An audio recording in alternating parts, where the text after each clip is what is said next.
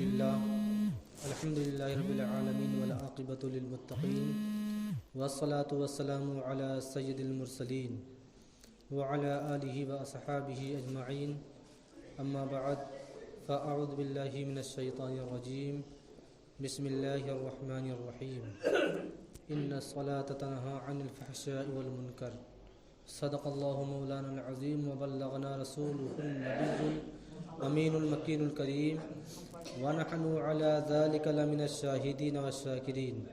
والحمد للہ رب العالمین۔ محترم سامعین، آئیے کچھ عرض و معروض سے قبل آقائے نامدار مدینے کے تاجدار جناب روح فدا محمد عربی صلی اللہ تعالی علیہ وسلم کی بارگاہ بےکس پناہ میں درود و سلام کی ڈالی نچھاور کریں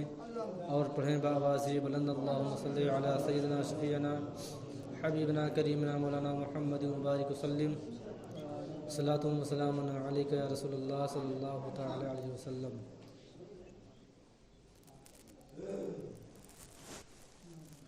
محترم سامعین، میں نے جس آیت مقدسہ کی تلاوت کا شرف حاصل کیا،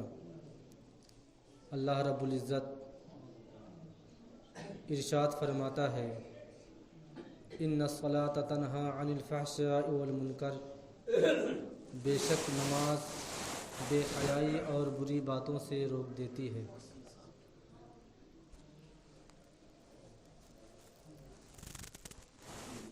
محترم سامعین، یوں تو قرآن مجید میں اللہ تبارک و تعالی نے نماز کے متعلق کئی جگہوں پر ارشاد فرمایا ہے اور نماز اپنے بندوں کو پڑھنے کے لیے ترغیب دی ہے۔ جب سے دنیا قائم ہوئی اس وقت سے لے کر کے آج تک اور تا قیامت یہ نماز تمام عبادتوں میں افضل العبادات رہے گی اور کہلائے گی۔ اللہ تبارک و تعالی نے نماز کو جو مرتبہ اور مقام عطا کیا ہے وہ کسی اور عبادت کو نہیں۔ محترم سامعین، اللہ رب العزت نے نماز کے تعلق سے قرآن مجید میں کئی جگہوں پر ارشاد فرمایا۔ کہیں فرمایا وَأَقِيمُوا الصَّلَاةَ وَآتُوا الزَّكَاةَ، کہیں فرمایا وما خلقت الجن والانس الا ليعبدون۔ بتانے کا مقصد یہ ہے کہ اللہ رب العزت نے انسان کو جو پیدا فرمایا تو ان آیتوں سے یہ پتہ چلتا ہے کہ اللہ رب العزت کے انسان کو پیدا کرنے کا مقصد صرف عبادت الہی ہے، اور اللہ تبارک و تعالی چاہتا ہے کہ میرا بندہ ہمیشہ عبادت و ریاضت میں لگا رہے۔ لیکن آج کا معاشرہ، آج کا مذہب، آج کی یہ دنیا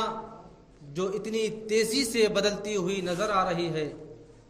بہت سے حضرات ایسے ہیں جو نماز سے کوسوں دور نظر آتے ہیں اور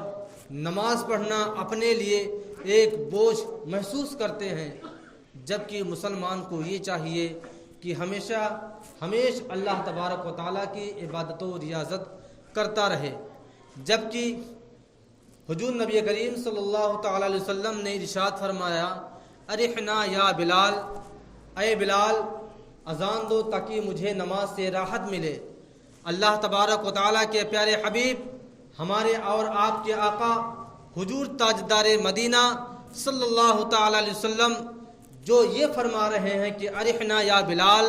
ہمیں راحت ملے گی، ہم نماز پڑھیں تاکہ ہمارے دل کو سکون ملے۔ لیکن آج لوگ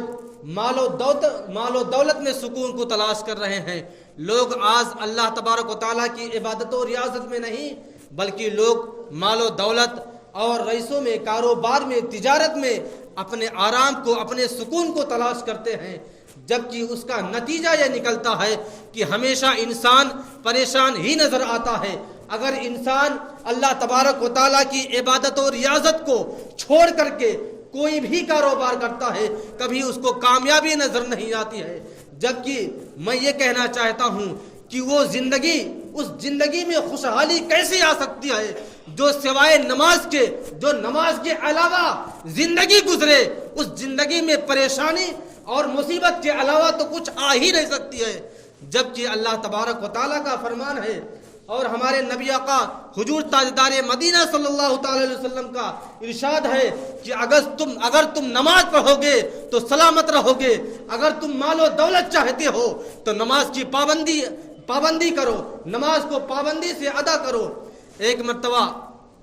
حضور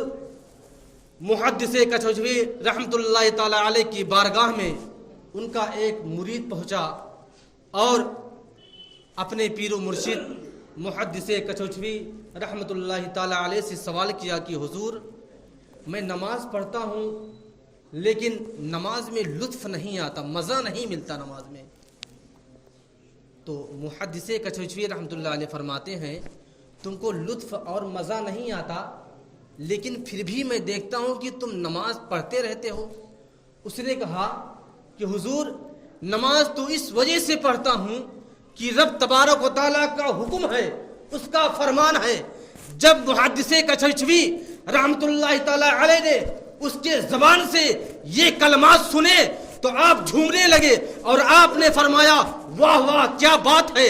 تم نماز صرف اور صرف اللہ تبارک و تعالیٰ کی رضا اور خوشنودی کے لیے پڑھتے ہو، تم نماز اس وجہ سے نہیں پڑھتے ہو کہ تمہیں لطف اور مزہ آئے، تمہیں نماز میں لطف اور مزہ نہیں آتا لیکن تم خوف خدا کی وجہ سے نماز ادا کرتے ہو، یہی نماز تو قابل قبول ہوتی ہے، یہی نماز تو اللہ تبارک و تعالیٰ تمہاری قبول فرمائے گا۔ جبکہ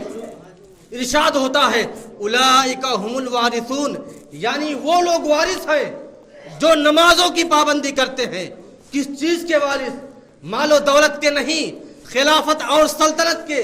مالک نہیں، وارث نہیں، کسی زمین اور کسی محل کے وارث نہیں، بلکہ اللہ تبارک و تعالیٰ ارشاد فرماتا ہے الذین یرثون الفردوس، وہ جنت الفردوس کے وارث ہیں۔ کون؟ جو نمازوں کی پابندی کرتے ہیں، جو اللہ تبارک و تعالیٰ کی عبادت و ریاضت نماز کی شکل میں ادا کرتے ہیں، وہ لوگ بے شک۔ اور دوسری جگہ ارشاد ہوتا ہے ہم فیہا خالدون، اور جو اس میں داخل ہو گیا اس سے باہر نہیں نکالا جا سکتا ہے۔ یعنی اگر آج انسان نمازوں کی پابندی کرے، نماز محبت سے ادا کرے، خشوع اور خضوع کے ساتھ نمازوں کی پابندی کرتا رہے تو یقیناً جان لے کہ اس کی زندگی میں کبھی کوئی مشکل آنے والا نہیں ہے۔ کچھ لوگ جب ہمارے نبی حضور تاجدار مدینہ صلی اللہ علیہ وسلم ایک مرتبہ جب آپ کو معراج شریف کی سرف یابی سے نوازا گیا، آپ جب معراج پر تشریف لے گئے تو آپ نے جب ہر جگہ کا سیر فرمایا، ہر جگہ کا نظارہ کیا تو آپ نے کیا دیکھا کہ رجل مغیب فی نور العرش، ایک شخص کو آپ نے دیکھا کہ جو عرش کے نور میں غائب ہے، یعنی عرش کا نور اس کا حصار کیے ہوئے ہے، اس کو چاروں گرد سے ہر طرف سے گھیرے ہوئے ہے۔ ہمارے آقا حضور تاجدار مدینہ صلی اللہ تعالی وسلم نے جاننا چاہا کہ کیا یہ کوئی فرشتہ ہے؟ لوگوں نے بتایا نہیں، یہ کوئی فرشتہ نہیں ہے۔ پھر آپ نے فرمایا کیا کوئی پیغمبر ہے جس کو نور اس طرح گھیرے ہوئے ہے؟ آپ کو جواب ملتا ہے نہیں، یہ کوئی پیغمبر نہیں۔ پھر آپ سے بتایا گیا کہ اے آقا نامدار، یہ آپ کے امتی کا وہ فرد ہے جس کے اندر 3 خوبیاں موجود تھیں۔ پہلی خوبی کیا تھی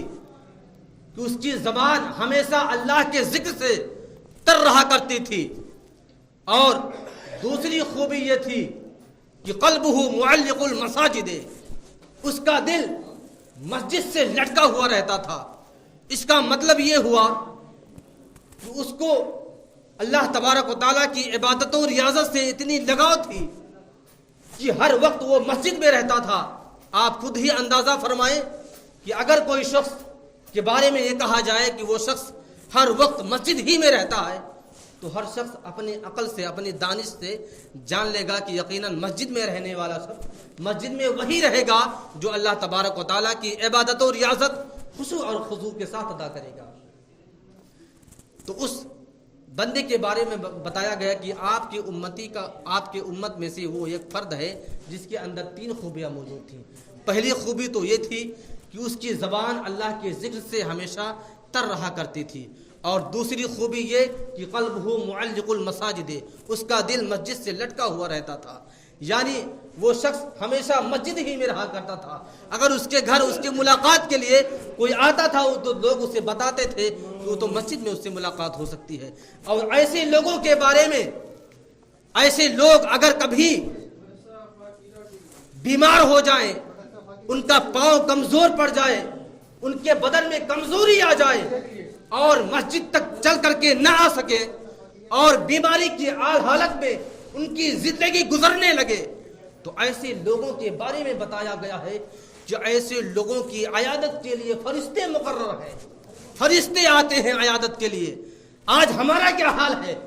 ہمارا معاشرہ تو اتنا بگڑ چکا ہے کہ اگر کسی شخص کی طبیعت خراب ہو جائے اور اس کا پڑوسی ہی اس کی عیادت کو نہیں جاتا،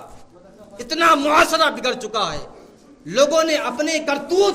اپنے عادات اتنے بگاڑ لیے ہیں کہ اس کی مدد کرنے کے لیے اس کا پڑوسی بھی نہیں تیار ہوتا ہے۔ تو ایسا قدم اٹھائے، اپنی زندگی کو ایسے راستے پر چلائیں کہ پڑوسی کیا پورے جہان کے لوگ آپ کی عیادت کے لیے پہنچ جائیں، جبکہ